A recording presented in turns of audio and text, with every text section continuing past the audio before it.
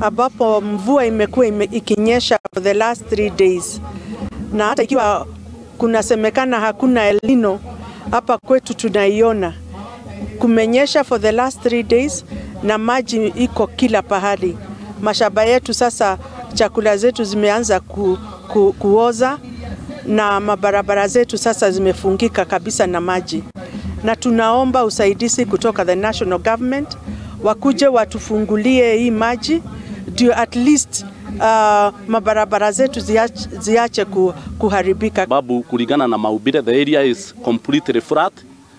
Na sasa kulingana na zile njia, wakati mababa zetu walikuwa wanapewa hii mashamba, zile njia maji ilikuwa inapitia haziko kwa sasa. Wazazi wetu na pia watoto wetu na wale wazawa wamepata kujenga na kulima. So hii mvua ikiendelea, kwa shamba hakuna kitu tutapata. Kama venye mnaona viazi tayari hiyo imezama, boga ndio hiyo. Tunalilia serikali kuu. Boma kama 3,000 imejaa maji.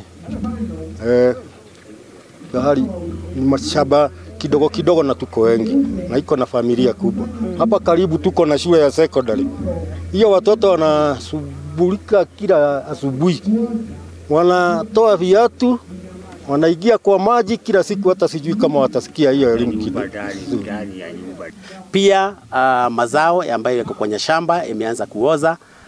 Na pia hata wale ambao wako na mazao wanaweza uza pia imeanza kuharibika kwa shamba. Kwa hivyo tunaomba ya kwamba tupate msaada kutoka serikali kuu, kwa sababu sasa hii imepita ile kazi ambayo kaunti inaweza fanya. Ijapokuwa kaunti itafanya ile kitafanya, lakini hii msaada unahitajika kutoka kwa serikali kuu.